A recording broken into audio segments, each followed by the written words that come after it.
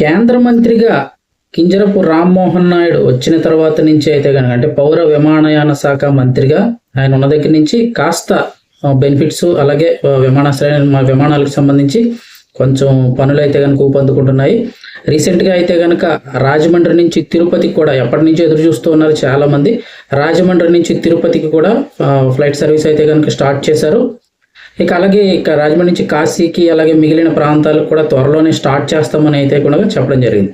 అంతేకాకుండా ఇప్పుడు ఇంకొక ముఖ్యమైన అప్డేట్ ఏంటి అంటే కనుక ప్రస్తుతానికి ఆంధ్రప్రదేశ్ రాష్ట్ర వ్యాప్తంగా కూడా 6 చోట్ల విమానాశ్రయాలు అయితే ఉండడం జరుగుతుంది.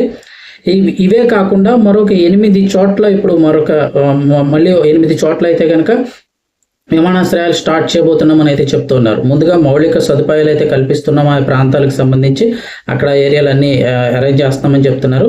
ప్రస్తుతం ఎక్కడ ఉన్నాయి, అలాగే ఏ ప్రాంతాల్లో కొత్త విమానాశ్రయాలు అంటే ఆంధ్రప్రదేశ్ రాష్ట్ర వ్యాప్తంగా 14 విమానాశ్రయాలు అయితే రానున్నాయని చెప్తున్నారు. ఏంటని చూస్తే కనుక ప్రస్తుతం ఉన్న ఏరియాలు చూసుకున్నట్లయితే మనందరికీ తెలుసు విజయవాడలో ఉంది, అలాగే తిరుపతి అంటే రేణుగుంట ఉంది, అలాగే కర్నూలు, కడప, రాజమండ్రి, వైజాగ్ ఇవన్నీ కూడా 6 విమానాశ్రయాలు ఉన్నాయి.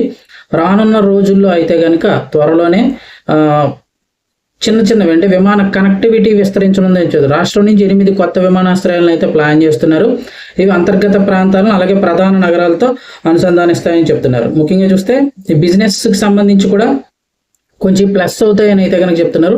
ముఖ్యంగా శ్రీకాకుళంలో ఒకటి, అలాగే తుని, అన్నవరం, తాడేపల్లిగూడెం, అమరావతి, ఒంగోలు, దగదర్తి, కుప్పం, నాగార్జున సాగర్లో అయితే కనుక కొత్త విమానాశ్రయాలను అభివృద్ధి చేయాలని అయితే కనుక ఇప్పుడు ప్లాన్ చేస్తున్నారు. ప్రస్తుతం మౌలిక సదుపాయాలను బలోపేతం చేయడానికి, ప్రాంతీయ వాయు కనెక్టివిటీని పెరుగుపరచడానికి ఇప్పుడు ఈ ప్రణాళికలో భాగం అని చెప్తున్నారు. ఓవరాల్గా చూస్తే ప్రస్తుతం ఉన్న 6 విమానాశ్రయాలతోటి రానున్న త్వరలో ఈ యొక్క 8 విమానాశ్రయాలు అయితే స్టార్ట్ చేస్తామంటున్నారు. ఈ వెంటనే కాకపోయినా రానున్న రోజుల్లో ఇవి అయితే కనుక జరగచ్చు. ఓవరాల్గా ఆంధ్రప్రదేశ్లో 14 ప్రాంతాల్లో విమానాశ్రయాలు ఉండేలాగైతే ప్లాన్ చేస్తున్నారు.